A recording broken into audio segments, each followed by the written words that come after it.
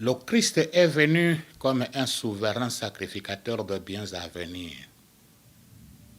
Il a traversé le tabernacle, plus grand et plus parfait, qui n'est pas conçu des mains d'hommes, c'est-à-dire qui n'appartient pas à cette création-ci. Il est entré une fois pour toutes dans le lieu très saint, non avec le sang des boucs et des veaux, mais avec son propre sang, ayant obtenu une rédemption éternelle. Car si au temps de Moïse, le sang des boucs et des taureaux, la cendre des génisses, répandue sur les êtres essuyés, les sanctifiait en purifiant leur corps, combien plus le sang du Christ, qui pour l'Esprit éternel s'est offert lui-même à toi, mon Dieu, comme une victime sans tache, purifiera-t-il notre conscience de toutes les œuvres mortes pour servir le Dieu vivant? Purifiera-t-il nos maisons, nos familles, de toutes les œuvres mortes pour servir le Dieu vivant? Notre prière. Tendre Père, ne nous délaisse pas, ne nous abandonne pas. Sois avec nous comme tu as été avec Moïse. Exauce-nous comme tu as exaucé Moïse, afin que l'ignorance ne nous résiste pas tant que nous vivrons, ou du moins, nous n'aidions pas l'ignorance à nous résister tant que nous vivrons. Bonjour. Bienvenue mon frère, bienvenue ma sœur, bienvenue la communauté chrétienne, vous qui nous suivez de partout à travers le monde et surtout dans cette grande ville de Kinshasa. Que Dieu d'Abraham, d'Isaac et de Jacob regarde chacun de vous et nous bénisse. Que la gloire lui revienne. Notre émission n'a jamais été une émission à caractère politique. Et depuis ses débuts, par conséquent, on ne sait même pas dire un mot là-dessus, qu'est-ce qui se passe, la situation actuelle, non. Nous ne sommes pas politiciens, nous sommes une église. Et en plus, nous disons haut et fort, si là où les hommes échouent, Dieu n'échoue pas. Et Dieu n'échoue pas lorsque nous, ses enfants, nous crions vers lui. Vos SMS, vos textos sont toujours les bienvenus et vos suggestions ont permis à cette émission de s'amender, de s'améliorer. La fois passée, nous étions en train de parler pourquoi la foi. Tu vas ici, il faut avoir la foi. Tu vas à droite, il faut avoir la foi. Tu vas au nord, il faut avoir la foi. Toutes les prédications ne se terminent jamais sans, il faut avoir la foi. Mais pourquoi la foi? Et nous avons tenté de répondre. Nous avons dit, pourquoi la foi? C'est pour le salut. On ne peut pas sauver ceux de sa maison, ou on ne peut pas se sauver soi-même sans la foi. Donc le salut, c'est par là la foi. Deuxièmement, nous avons dit, c'est pour vivre selon la volonté de Dieu. Notre plus grand problème aujourd'hui, nous vivons selon la volonté des tierces. C'est la volonté de Tata Mwasi, la volonté de Maman Kouloutou, la volonté Yanoko, la volonté donc. Toutes ces personnes-là sont des mortels. Ce n'est pas une émission pour pouvoir engendrer des conflits dans les familles, mais du moins, nous ne voulons pas, aussi longtemps que nous faisons des efforts pour écouter les humaines et créatures, ces efforts-là, nous devons les fournir plus, écouter ce que Dieu dit, que plus ce que les hommes disent. Et c'est là que nous avons établi une différence entre la réalité et la vérité. Nulle part dans la Bible, surtout dans la Nouvelle Alliance, mais dans l'Ancien Testament, il est écrit en réalité, je vous l'ai dit. Toujours, en vérité, je vous l'ai dit. Ce que les yeux voient, ce que les oreilles entendent, ça sont de réalités. Mais ce que la parole de Dieu dit, ce que l'Éternel a dit, son Fils a dit, ça c'est la vérité. Par exemple, il est impossible à Dieu de mentir. Ça c'est la vérité. Mais tout ce qui peut se passer autour de nous, relatif au mensonge, ça c'est la réalité. Troisièmement, pourquoi devons-nous avoir la foi? C'est pour marcher selon la volonté de Dieu. C'est pour pour demeurer dans la volonté du Seigneur. Et c'est là qu'on s'est arrêté aujourd'hui. Nous voulons commencer, nous voulons continuer dans ce que nous étions en train de dire. Pourquoi la foi? Quatrième réponse. Pourquoi la foi? Cinquième réponse. Et nous allons conclure pour commencer l'émission prochaine. La foi et le résultat. Si notre réalisateur est prêt, nous voulons continuer cette partie de l'émission en regardant une première image. Elle est trop parlante et c'est par là que nous commençons. Pourquoi la foi? Nous venons de répondre. C'est pour le salut. Deuxièmement, pour vivre sur la volonté de Dieu. Troisièmement, pour marcher dans la voie chrétienne. Et c'est là que nous voulons continuer. La maladie, la souffrance et les échecs que nous l'avons dit la fois passée sont les noms des enfants que l'ennemi Satan a eu avec le péché au sortir d'Adam et Ève du jardin d'Éden. Beaucoup de nos mots sont consécutifs à une vie de péché. Et le salaire du péché, c'est la mort.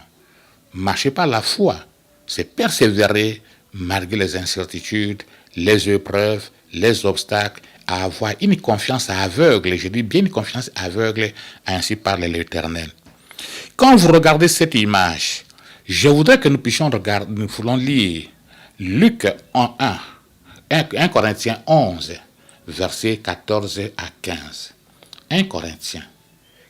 La nature elle-même ne vous enseigne-t-elle pas? Mon frère, ma soeur, la nature elle-même ne vous enseigne-t-elle pas? Quand vous regardez cette image, ce sont des arbres. Et quand vous regardez ces arbres, ça forme un visage. Et vous avez là, c'est comme ça, c'est la barbe de la personne. Là sont les yeux, là sont des cheveux, ainsi de suite. Or, Jésus-Christ avait dit, d'abord, dans l'arbre, il y a la vie. Et Jésus-Christ avait dit, je suis le chemin, la vérité et la vie. On ne dit pas que l'arbre c'est Jésus-Christ, non, ni point. Mais si un arbre arrive jusqu'à nous regarder, à nous présenter une position qui nous regarde, ne pouvons-nous pas, comme cette jeune fille, aller à un endroit où nous sommes seuls pour lire la parole de Dieu? Et pourquoi? Il est écrit, la foi vient de ce que l'on attend, et ce que l'on attend vient de la parole de Dieu. Alors, si la foi vient de ce que l'on attend, et ce que l'on attend vient de la parole de Dieu, nous pouvons conclure, sans nous tromper, que la foi vient de la parole de Dieu. Pourquoi la foi? Quatrième réponse, pour être agréable à Dieu. Pour être agréable à Dieu. Quatrième réponse. Mais alors, qu'est-ce que signifie agréable? Agréable signifie avoir, avec qui on a plaisir à se trouver. Avec qui on a plaisir à se trouver. Qui procure un sentiment de satisfaction. Exemple, un garçon, une fille agréable. Agréable vient du mot agréer qui signifie approuver, accepter. Cette personne ici, par rapport au regard du Christ, c'est une personne qui est agréable. Et pourquoi? Parce qu'il fait la volonté de ce que le Seigneur demande. Et comment? La foi vient de ce que l'on attend et ce que l'on attend vient de la parole de Dieu.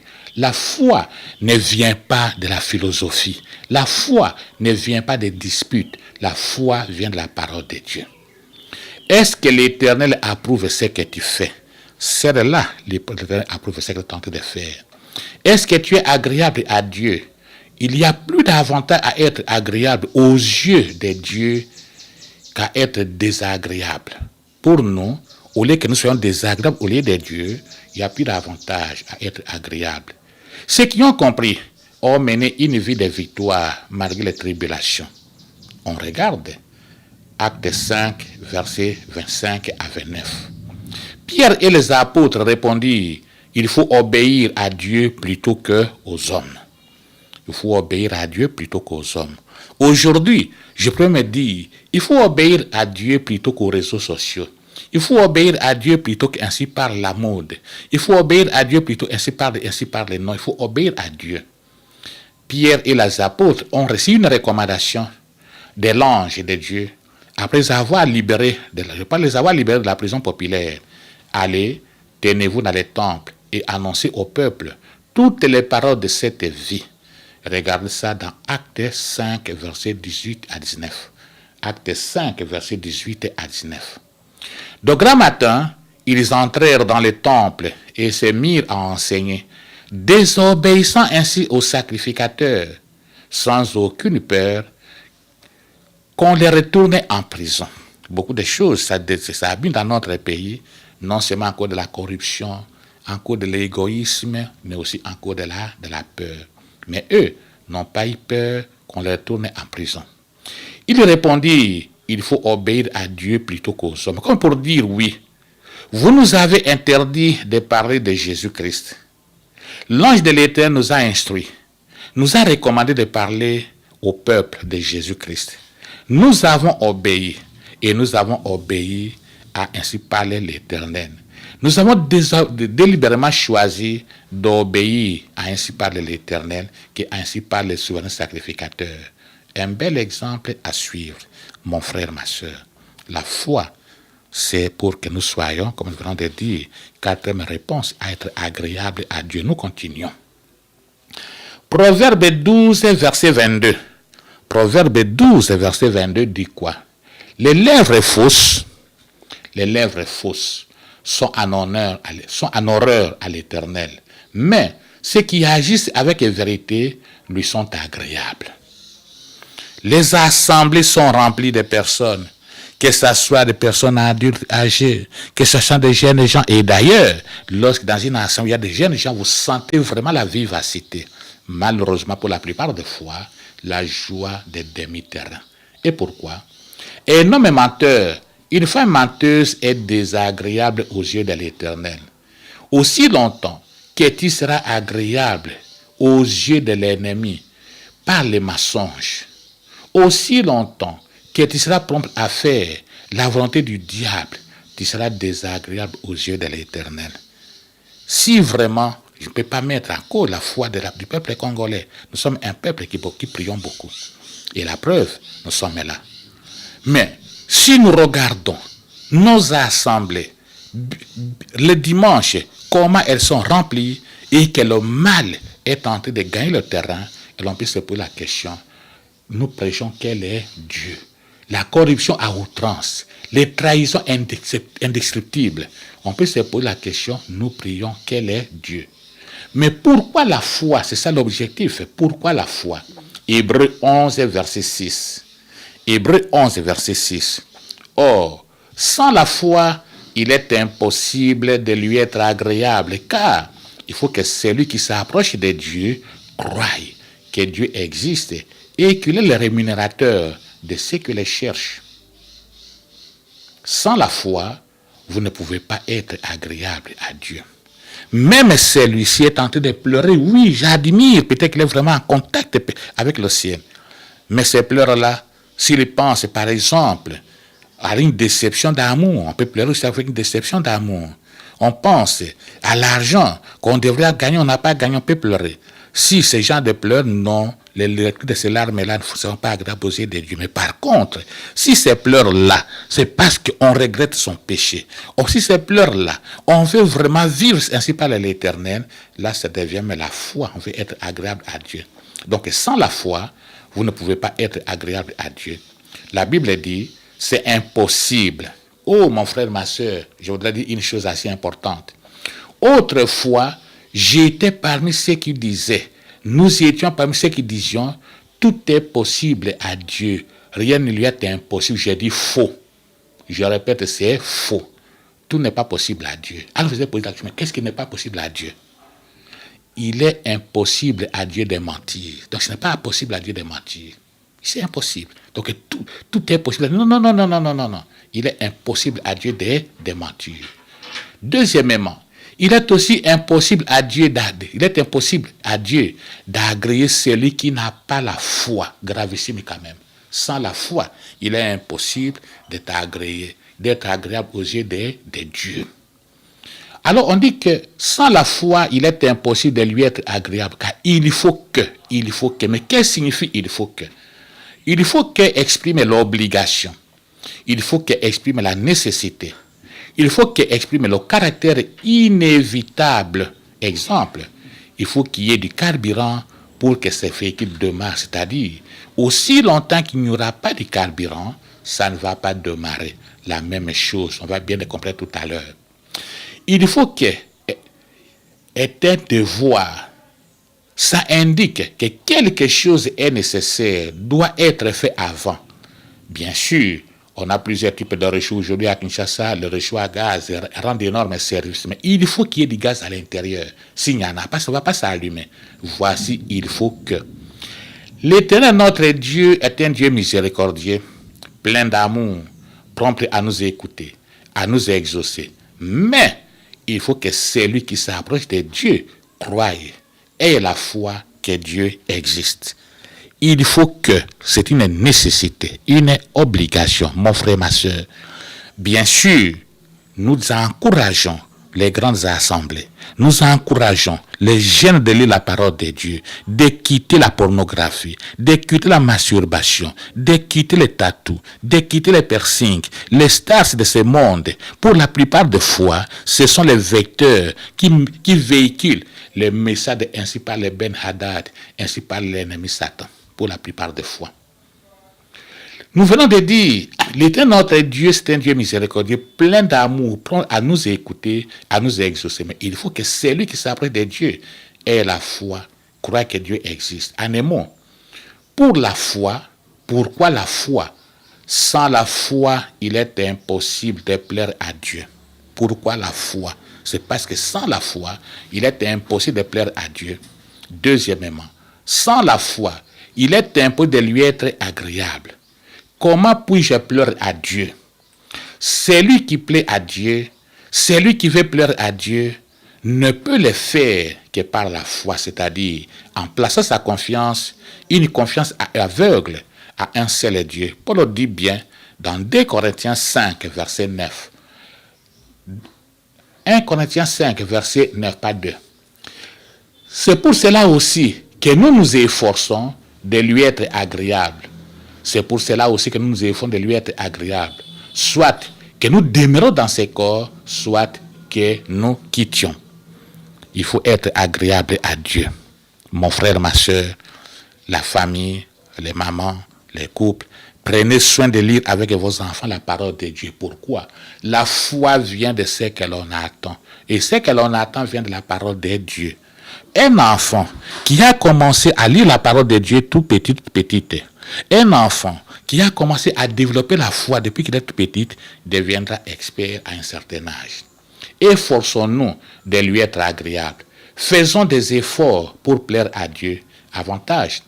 Quand l'Éternel approuve les voies d'un homme, il dispose favorablement à son égard même ses ennemis. Sans oublier, lorsque Paul dit, nous nous efforçons de lui être agréable, soit que nous demeurons dans ses corps, soit que nous quittions, il nous fait voir que nous ne pouvons pas être agréables à Dieu ou aller au ciel sans la foi. Impossible d'aller au ciel sans la foi. Hébreux 4, versets 2 à 6. La parole ne servit de rien parce qu'elle ne se trouva pas la foi chez eux. On peut les lire convenablement, car cette bonne nouvelle nous avait été annoncée aussi bien qu'à eux, mais la parole qui leur fut annoncée ne servit à rien. Et pourquoi? Parce qu'ils ne trouvaient pas chez eux la foi, chez ceux qui l'ont entendu. Donc, bien que Dieu soit dans sa parole, bien que Dieu soit derrière sa parole, bien que Dieu accompagne sa parole pour l'exécuter, un bel exemple où la parole ne servit à rien. À rien pourquoi? La raison principale, la parole ne trouva pas la foi chez ceux chez qui cette parole a été lue, a été annoncée. Regardez ce papa, son épouse, leurs enfants, joyeux, éclairés par la lumière de la parole. Que la gloire revienne au Seigneur. Si ces enfants ici écoutent la parole de Dieu, voyez, ainsi parle l'Éternel, écoute, ainsi a dit l'Éternel, croyez-le moi, ces enfants ici, où leur foi ne sera pas une foi vacillante, ce sera une foi qui est basée sur les rocs. C'est la raison pour laquelle il faut vraiment encourager. Une prière, on va définir tout à l'heure, la prière c'est quoi? En quoi ça sert? Rappelons d'où nous venons. Pourquoi la foi? On parle trop de la foi. La première raison, c'est pour le salut. Nous sommes sauvés par le moyen de la foi. Vous ne pouvez pas être sauvé et vous ne pouvez jamais sauver quelqu'un d'autre que par la foi. Deuxième raison, pour vivre sur la volonté de Dieu. La volonté de Dieu, c'est que le juste vivra par la foi. Troisième raison, pour marcher dans la voie chrétienne. Maladie, souffrance, échec sont les noms des enfants que l'ennemi haït avec le péché. Donc, marcher par la foi, c'est persévérer malgré les incertitudes, les épreuves et les obstacles. Avoir une confiance aveugle à ainsi parler l'Éternel. Et aujourd'hui, avant d'introduire la quatrième raison, pourquoi la foi, nous avons dit pour être agréable à Dieu, nous avons commencé par dire la nature elle-même ne vous enseigne-t-elle pas? Et pourquoi? La foi vient de ce que l'on attend, et ce que l'on attend, c'est la parole de Dieu. Et nous avons montré cette image. Regardez ces messieurs. Il regarde cet enfant en train de lire. Il lit quoi? La parole de Dieu. Cinquième raison. Pourquoi la foi? Pour que nos prières soient entendues, pour que nos prières soient exaucées. Cinquième raison pourquoi la foi, pour que ta prière soit entendue, pour que ta prière soit exaucée. Le plus grand souhait de tous, c'est que notre demande soit examinée et qu'une réponse satisfaisante, une réponse positive soit accordée à cette demande. C'est pour cette raison, beaucoup de nos lettres, surtout des lettres de demande d'emploi, des demandes ceci, c'est une part dans l'attente d'une suite favorable, veillée, agréée. Nous voulons une réponse positive. Avec Dieu, nous voulons aussi une réponse positive. Et l'en est de même de la vie spirituelle. Nos requêtes, nous les adressons à Dieu et nous avons hâte de voir s'accomplir les désirs de nos cœurs. Alors pourquoi la foi? Matthieu 21, verset 22 nous répond. Matthieu 21, verset 22 nous répond. Tout ce que vous demanderez avec foi par la prière, vous le recevrez. Cette maman avec ses enfants, tous ceux qui sont en train de demander à cet instant par la foi, en se basant ainsi par l'Éternel, ils vont le recevoir. Nous rappelons que la prière est un fusil. La prière est un fusil. La parole sont des munitions, mon frère, ma soeur. Une prière sans parole de Dieu, c'est rien, il n'y a rien à l'intérieur. Bla, bla, bla, bla. La prière, c'est un fusil. La parole sont des munitions. Et la foi, c'est la gâchette. La gâchette qui déclenche, qui fait que la balle puisse sortir. Sans la gâchette, quelle que soit la qualité des munitions et les performances du fusil, aucun résultat ne sera obtenu. Il faut qu'il y ait la gâchette. Et la gâchette, nous venons de dire, c'est quoi? C'est la foi. Sans la gâchette, c'est difficile. Oh Seigneur, quel bel exemple à suivre. Si les couples pouvaient vraiment faire cela, mettre l'enfant au milieu, s'unir par les têtes qu'on se salue souvent la journée et que l'enfant soit au milieu. Comment sont nos couples? Ils ne sont pas venus pour faire nation pour les couples. Il en est de même de la vie spirituelle. Nos requêtes, nous adressons à Dieu. Et pourquoi la foi? Parce que la foi, c'est vraiment la gâchette.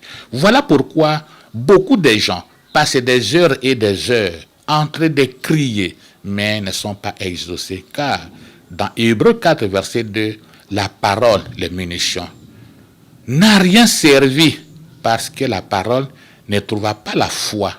Sans la foi, tout ce que nous demandons ne sera pas exaucé. Voici pourquoi l'importance de la foi. Mon frère, ma soeur, un grand enseignement, la foi. Depuis que nous avons commencé, vous sentez que nous sommes assez concentrés. Jacques 5, verset 15. La prière de la foi sauvera le malade. Et le Seigneur le relèvera et il sera, même s'il a commis des péchés, ils seront pardonnés. Jacques commence par: quelqu'un parmi vous est-il malade? Si oui, qu'il appelle les anciens de l'église, de la communauté, la prière de la foi guérira le malade. Beaucoup parmi nous qui sont en train d'écouter cette émission ont été bénéficiaires de la prière de la foi. Les différents résultats sont obtenus et l'ont été parfois parce qu'on a eu la foi.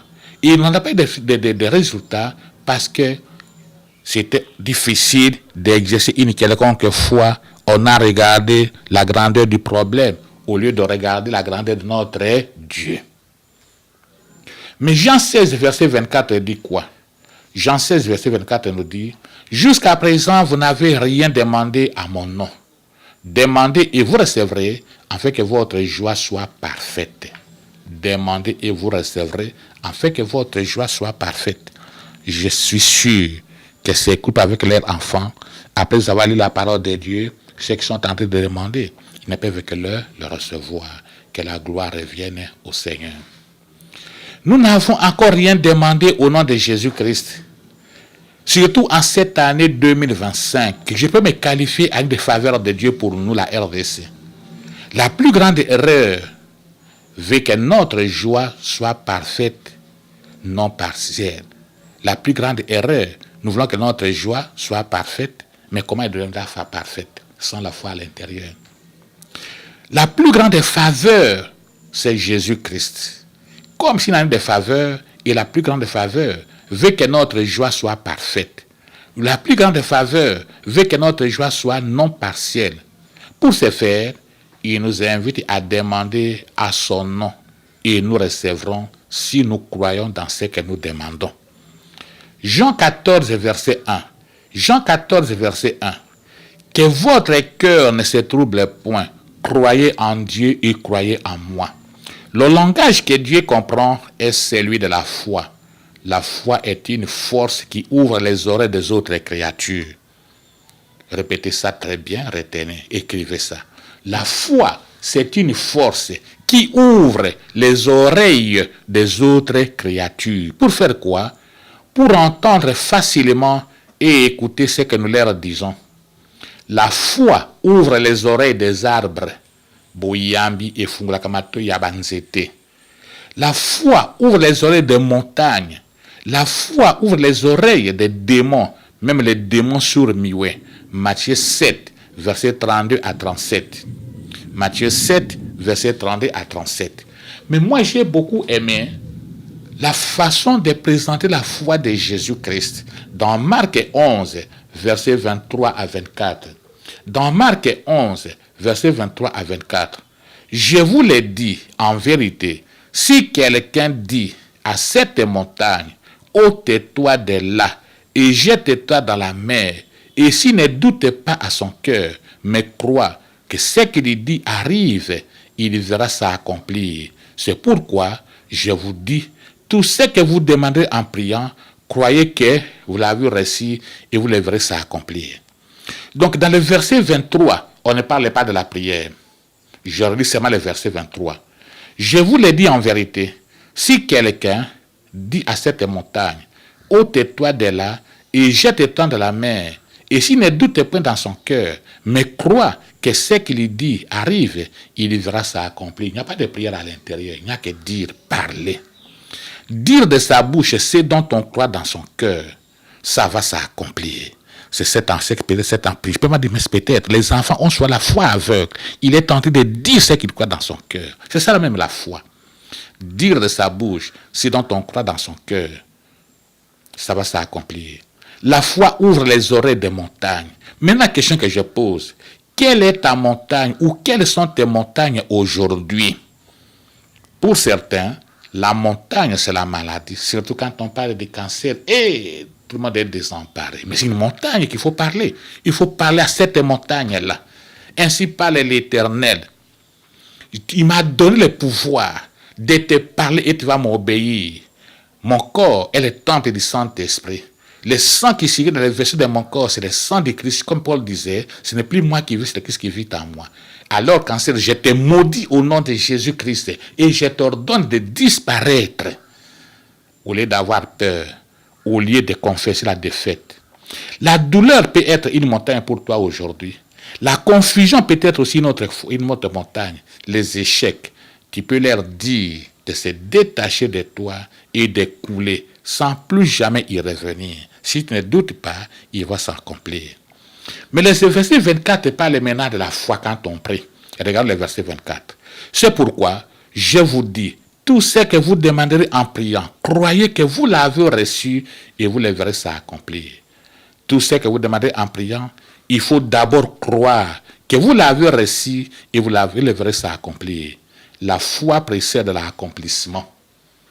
La foi précède l'accomplissement. Avant que ça ne s'accomplisse, il faut commencer par croire. Avant que ça ne s'accomplisse, il faut commencer par croire. Ou bien, il faut d'abord croire, ensuite ça va s'accomplir. Oh, que la gloire revienne au Seigneur. De même, quand il chasse les démons, il faut d'abord croire qu'ils vont partir, qu'ils sont partis et ils vont partir. La foi doit précéder. Le langage que l'Éternel, notre Dieu, écoute est celui de la foi. Et toutes les autres créatures vont t'écouter et vont t'obéir si tu as la foi. Mon frère, ma soeur, que toute la gloire revienne au Seigneur. Oh là là, que voici un bel exemple de ceux qui obéissent. Voici un autre exemple en train de prier. Et papa et maman et leurs enfants ont obéi. Que pouvons-nous retenir de ce que nous sommes en train de dire aujourd'hui? Nous ne sommes pas encore à la fin. Premièrement, n'osez jamais combattre contre le diable sans ses préalables. Je vous le rappelle, on l'avait dit la fois passée. Le premier préalable, c'est soumettre à Dieu et résister au diable. C'est soumettre à Dieu et résister au diable. Jacques 4, versets 6 et 7. Le contraire engendre une vie de défaite. On se soumet à Satan et on résiste à Dieu, une vie de défaite. Deuxième préalable, il faut fermer la porte au diable. Éphésiens 4, versets 26 à 27. Jésus-Christ ne met pas dehors celui ou celle qui vient en lui. Là, nous sommes dans Jean 6, verset 37. Retenez ça. Jésus-Christ ne met jamais dehors celui ou celle qui vient en lui. Ne dormez pas avec la colère.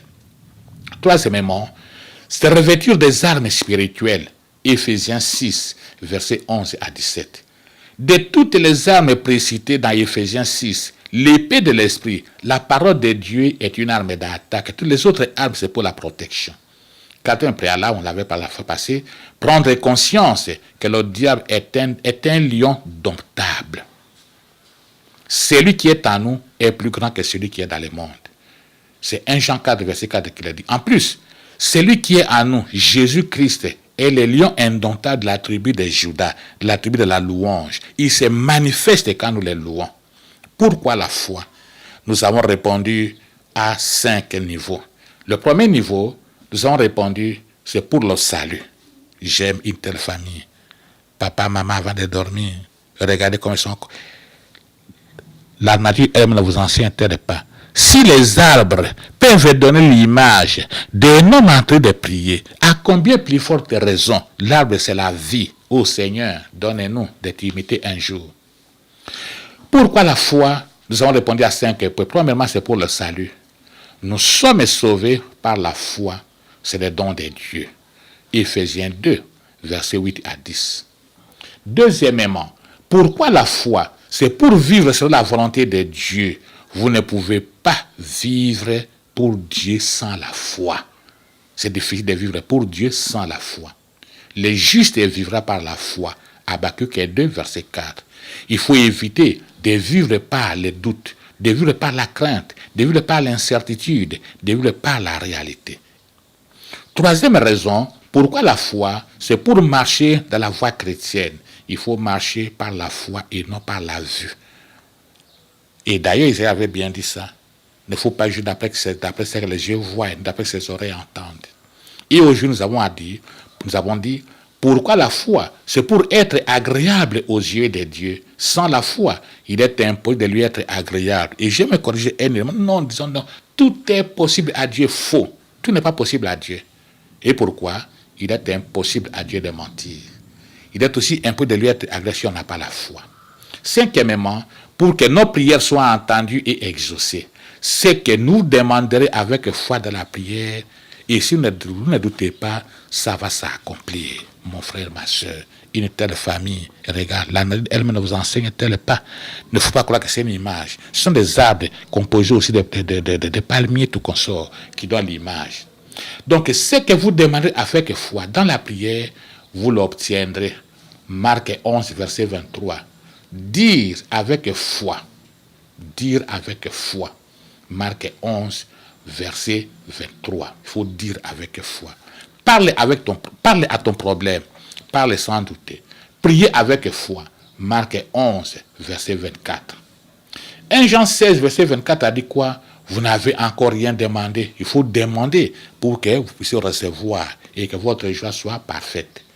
Et alors, Romains 11, verset 29, Romains 11, verset 29, car les dons de Dieu, l'appel de Dieu sont irrévocables. Les dons de Dieu, les appels de Dieu sont comment? Irrévocables. Je voudrais donner un tout petit exemple. Vous imaginez que l'ennemi Satan est là pour pouvoir faire quoi? Nuire, s'opposer contre les enfants de Dieu. Nuire, s'opposer à la volonté de Dieu. Mais n'oubliez pas que l'ennemi Satan n'a pas été créé ennemi Satan. Il a été créé chérubin. Il a été créé proche de Dieu. S'occupait devant la louange céleste. Jusqu'au jour où on a trouvé l'iniquité en lui. Mais imaginez-vous que tout ce que Dieu lui avait donné, tous les dons de Dieu dans ce monsieur Satan-là, lorsqu'il fut chassé du ciel, comme les dons de Dieu sont irrévocables, on lui a tout laissé. Romains 11, verset 29. Car les dons les dons de Dieu, l'appel de Dieu sont irrévocables. Si aujourd'hui, Dieu t'a donné une guérison, et demain, les symptômes de cette guérison reviennent, pour la plupart des fois, oh non, moi je pensais que Dieu m'avait guéri. Alors non, Dieu ne peut pas. Si tu as donné une guérison, c'est une guérison de Dieu, c'est irrévocable. Il faut alors dire à l'ennemi Satan, Monsieur Satan. Il est écrit dans 1 Pierre 2, verset 24. Jésus-Christ a porté tous mes péchés dans son propre corps sur le bois, afin qu'étant mort au péché, moi, X, Y, Z, je puisse vivre pour la justice. Jésus, par les meurtrissures desquels j'ai été guéri. Si j'ai été guéri, alors je suis guéri. Et pourquoi? Je réitère et je confirme cette guérison. Quelles sont les raisons qui me poussent? La première raison, Dieu veille sur sa parole pour l'exécuter. La deuxième raison, les dons de Dieu sont irrévocables. Troisième raison, il est impossible à l'Éternel de pouvoir mentir. Les maçons, c'est le diable. Alors quitte mon corps, rentre par où tu es venu avec tes symptômes. Je voudrais dire aussi, Jean 10, verset 10, souvent nous disons quoi? Le diable est un voleur. Mais n'oublions pas, bien qu'il soit voleur, il agit par accès légal. Je répète, bien qu'il soit voleur, il agit par accès légal. C'est-à-dire, il est à la recherche des portes qui sont ouvertes. Dès qu'il trouve une porte ouverte, alors il entre librement parce que c'est toi qui as ouvert la porte pour lui. Et parmi les portes qui s'ouvrent en sa faveur, le péché. Les portes qui s'ouvrent en sa faveur, la peur, l'incrédulité et surtout la non-mise en pratique de la parole de Dieu. Nous ne voulons pas nous écarter de pourquoi la foi. Qu'est-ce que nous avons voulu dire aujourd'hui? Aujourd'hui, nous sommes revenus sur pourquoi la foi. Et nous avons dit, l'élément nouveau d'aujourd'hui, c'est pour être agréable aux yeux de Dieu. Pour lui être agréable. Pour être agréable à Dieu, il faut avoir la foi. Sans la foi, il est impossible de lui être agréable. Mais nous allons commencer par introduire la nature ne vous enseigne-t-elle pas? Si, dans la nature, on peut trouver à certains endroits un arbre ou les arbres qui donne la position d'une position de prière. C'est comme une interpellation naturelle. L'élément que nous avons aussi sur lequel on s'est beaucoup apaisanté, une prière, la prière elle-même, c'est un fusil. Elle ne fait rien. Un fusil. Le fusil, s'il n'y a pas de mission à l'intérieur, ne fait rien. Puisque la prière, tout le monde est pris. Les satanistes est pris. Tout le monde est pris. Quelles sont les munitions d'un tel fusil? Les munitions, c'est la parole de Dieu. La foi vient de ce que l'on attend et ce que l'on attend vient de la parole de Dieu. Donc les munitions, c'est la parole de Dieu. Vous avez le fusil, vous avez les munitions, il vous reste quoi? La gâchette. La gâchette, ce qui fait que ça puisse tirer, il faut la foi. La foi, c'est vraiment la gâchette. Donc vraiment, retenez cette image-là. Vous avez les fusils, la prière. Vous avez les munitions, la parole de Dieu. La gâchette, c'est la foi. Deuxième élément de ce jour, c'est pour que nous soyons entendus et écoutés. Le langage que Dieu écoute est celui de la foi. Et nous avons pris l'exemple de Jésus-Christ, qui nous a donné un bel exemple dans Marc 11, verset 23. Tu peux dire à cette montagne, si tu ne doutes pas, ôte-toi de là, jette-toi à la mer. Si tu dis, et tu ne doutes pas, ça va s'accomplir. Et nous avons dit, là, il n'y a pas de prière, il faut seulement parler. Et là, on t'a posé la question, c'est un peu de question. Qui est ta montagne? Et on a tenté de donner quelques réponses. La maladie peut être une montagne. Les difficultés peuvent être aussi une montagne. Les échecs peuvent aussi être des montagnes. Mon frère, ma soeur, tu peux parler à cette montagne-là. Mais par contre, dans Marc 11, verset 24, là, il parle de la prière. Quand tu pries, si tu ne doutes pas. Donc, qu'est-ce que la foi? En résumé, retenez cette définition. La foi, c'est parler de tout son cœur. C'est ça la foi. Quand tu dis à haute voix tout ce qui est dans ton cœur, en bien ou en mal, ça va s'accomplir. Quand tu parles en mal, ça va s'accomplir négativement. Quand tu parles en bien, ça va s'accomplir positivement. Notre prière. Le Christ est venu comme un souverain sacrificateur de biens à venir. Il a traversé le tabernacle, plus grand et plus parfait, qui n'est pas conçu de main d'homme, c'est-à-dire qui n'appartient pas à cette création-ci. Il est entré une fois pour toutes dans le lieu très saint, non avec le sang des boucs et des veaux, mais avec son propre sang, ayant obtenu une rédemption éternelle. Car si le sang des boucs et des taureaux et la cendre des génisses répandue sur les êtres essuyés, les sanctifiant en purifiant leur corps, combien plus le sang du Christ, qui pour l'Esprit éternel, s'est offert lui-même à toi, mon Dieu, comme une victime sans tache, purifiera-t-il ma conscience, notre conscience, nos consciences, de toutes les œuvres mortes pour servir les dieux vivants. Tendre Père, ne nous délaisse pas, ne nous abandonne pas. Sois avec nous comme tu as été avec Moïse. Exauce-nous comme tu as exaucé Moïse, afin que l'ignorance ne nous résiste pas tant que nous vivrons, ou du moins, nous n'aidions pas l'ignorance à nous résister tant que nous vivrons.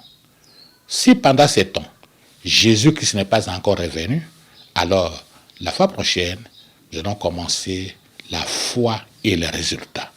Bonjour.